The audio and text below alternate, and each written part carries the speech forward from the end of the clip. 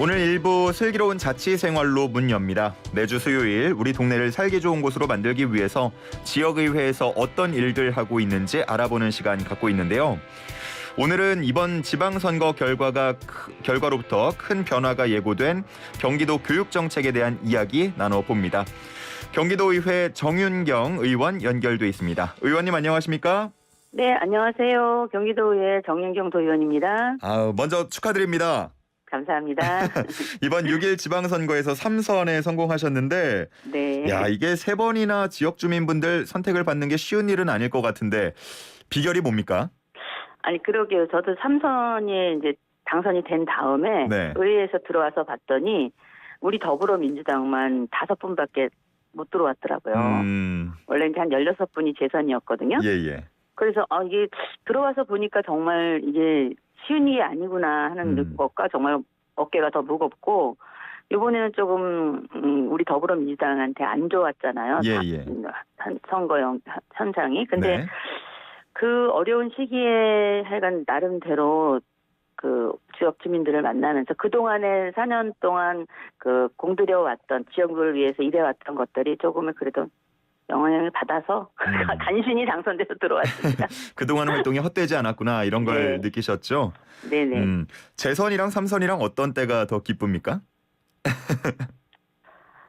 사실 재선 때는 저희 민주당 바람이 워낙 좋아서 네. 그때는 많은 분들이 들어왔기 때문에 그 기쁨이라기보다는 뭐랄까 그거에 비해서 지금 3선에는 너무 다들 어렵게들 들어와서 예. 아무래도 좀 3선이 더 기쁨은 큰 것 같습니다. 역할 무게감이 좀 더 있어 네. 보이는데 이 전체 경기도의회 전체로 보자면 78대 78 동석이에요. 네네. 그러면서 지금 이제 의장직을 어떻게 할지 이 부분이 참 많은 관심을 받고 있는데 뭐 다선이냐 연장자냐 네. 지금 뭐 어떻게 흘러가고 있습니까?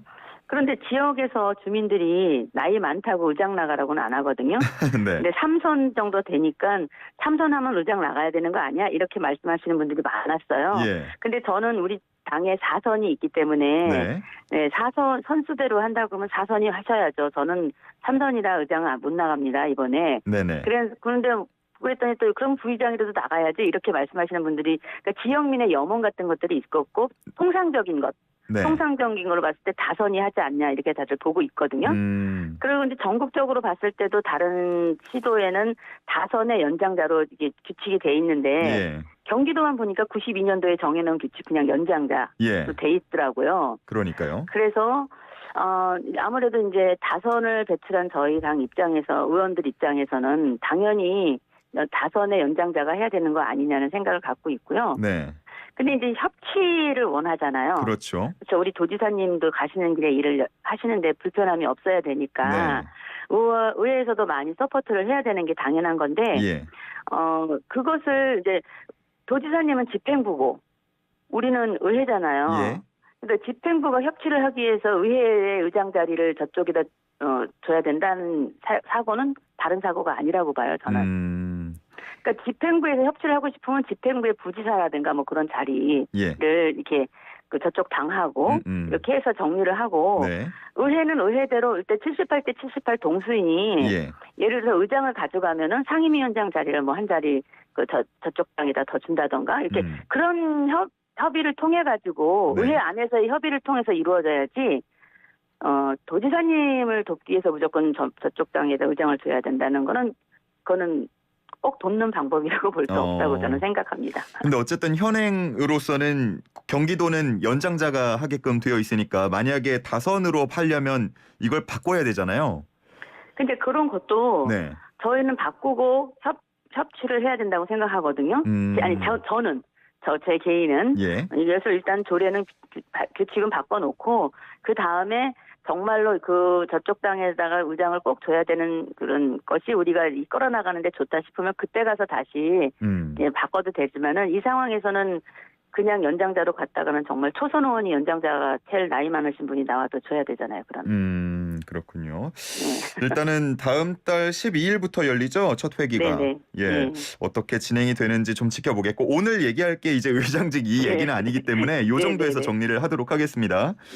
그 의원님은 경기도의회 교육기획위원회 위원장 맡고 계시죠? 네네. 그 코로나로 인해서 최근에 보니까 뭐 중위권 그 학생들도 감소를 했고 뭐 수학 포기자도 많이 늘어났고 이런 기사들 통계들 나오더라고요. 네네. 그 2년 공백을 채울 변화가 좀 필요해 보이는데요. 네, 일단 코로나19로 인한 그 원격 수업으로 이 유치원이나 초등학교 저학년이나 특수학교 학생들이 이제 학교 교육을 통해서 배워야 할 친구 관계 등은 사회성 뭐 습득 능력 기회 상실이 이제 보상이 하는데 좀 주력을 해야 될 것 같아요. 물론 공부 학력도 중요하지만 네네. 그러면서 이제 그동안 못했던 수학 여행이나 뭐 소풍, 운동회 등 그 다양한 학교 교육 활동들이 좀 다시 활기차게 시작돼야 된다고 보고요. 예.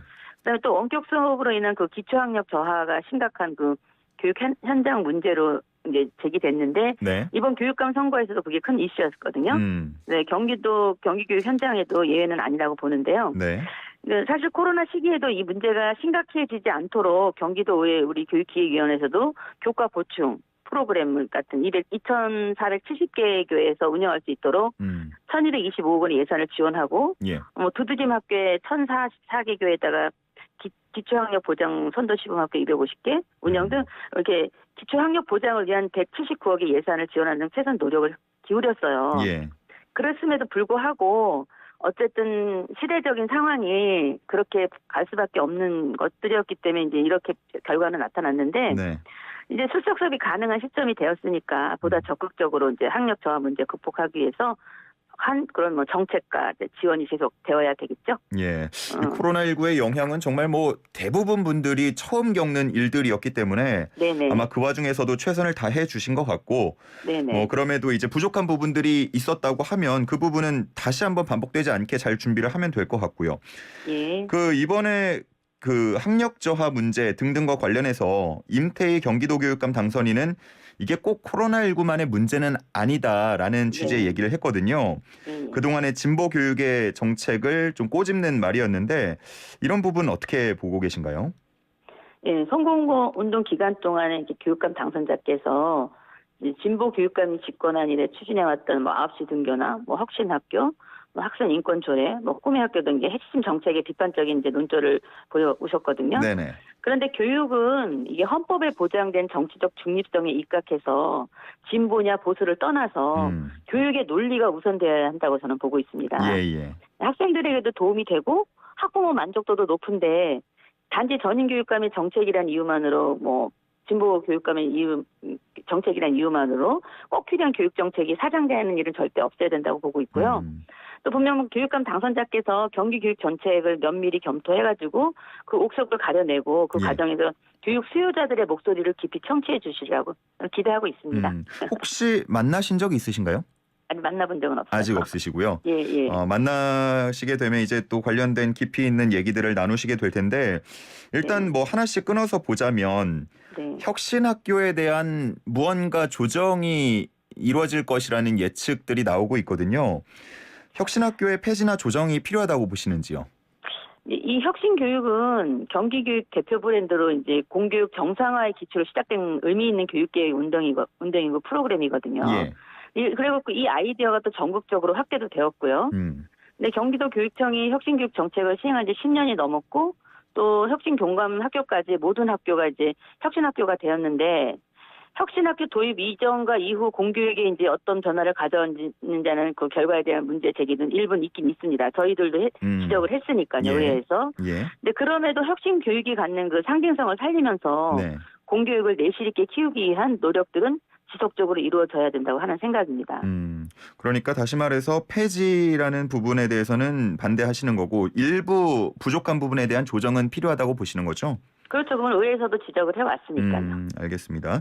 그리고 9시 등교도 학교 자율에 맡기겠다. 2학기부터 이렇게 네네. 얘기를 하고 있는데 이 부분은 어떻게 보세요? 그러니까 선거 기간 중에 학생들 단톡방에서 네. 이 9시 등교에 대한 논란이 꽤 있었대요. 학생들 사이에서요? 네, 학생들 사이에서도. 네네.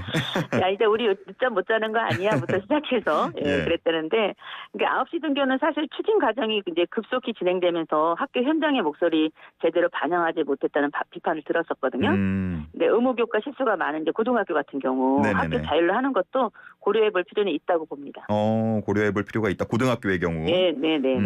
그리고 이제 만약에 자율적으로 맡기고 등교 시간을 당기게 돼서 학생들에게 아침 급식이 필요하면은 뭐 그 부분도 검토하겠다는 취지의 얘기를 한 것 같은데 이게 현실성이 좀 있나요?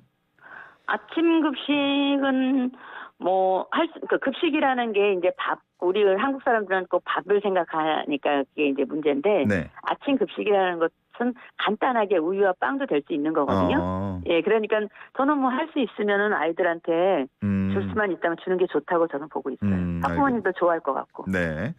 그리고 언제나 돌봄 1조 펀드라는 정책도 있었어요. 수도권 언제 어디서나 돌봄을 받을 수 있게 하겠다라는 부분인데 이 공약 실현 가능하다고 보시나요? 그러니까 저희도 계속 그 현장의 목소리에선 돌봄이 필요하다고 보고 있는데, 그렇죠. 그렇지만은 이게 이제 학교의 문제냐, 뭐 사회의 문제냐는 이런 논리로 계속 논란이 되고 있었잖아요. 예. 서울이나 인천 등 수도권 이렇게 중도 보수 교육감 후보님들이 그 선거 과정에서 돌봄 펀드 기금 1조 원 조성을 약속했고 했으나 네. 또 서울, 인천 중도 보수 후보들이 당선되지 않아서 제가 봤을 땐 펀드 조성이 현실적으로는 어려울 것 같지 않나 생각을 하고요. 네네. 그러나 이제 분명히 공약으로 내거셨기 때문에 뭔가 이와 상응하는 정책은 나와야 된다고 보고요.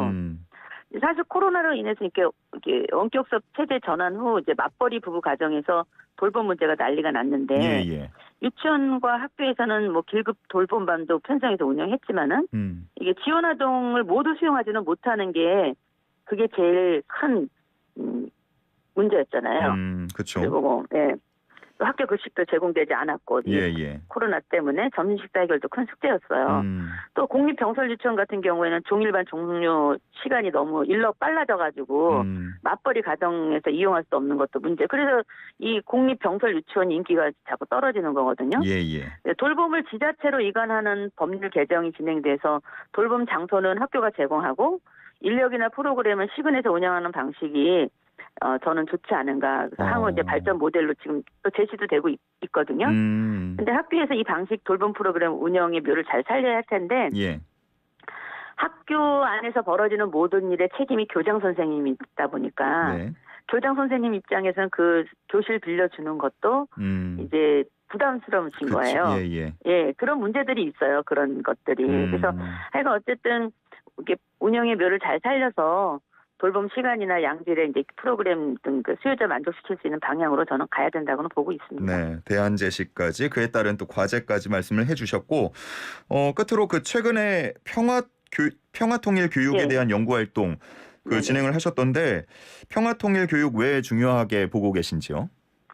그러니까 우리가 지금도 우리가 진보와 보수로 나눠지고 이런 상황들이 보면은 교육의 문제인 것 같아요. 그러니까 평화적으로 우리가 만약에 통일이 됐을 때 자연스럽게 서독과 동독의 국민들이 섞여 나가듯이 우리도 그런 방향을 잡으려면 어린 시절부터 북한에 대해서 정확하게 알아야 된다고 보고 있거든요.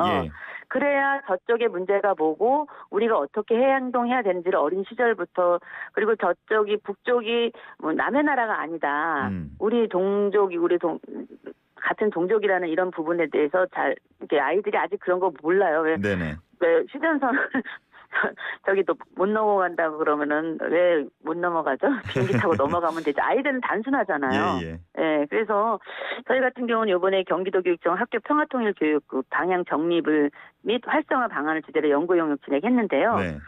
대체로 이제 독일의 통일 사례 참고하고 통일 전후의 환경 변화 학생들이 자랑스럽게 받아들일 수 있도록 평화 통일 교육의 정책 방향을 좀 제시해보고자 하는 취지였어요.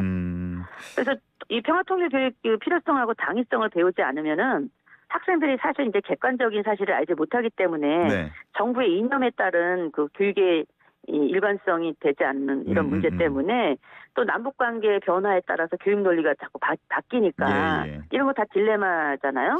그래서 이런 거하고 별개로 가장 기본적인 평화통일 교육이 학교에서 담당해 줘야 된다.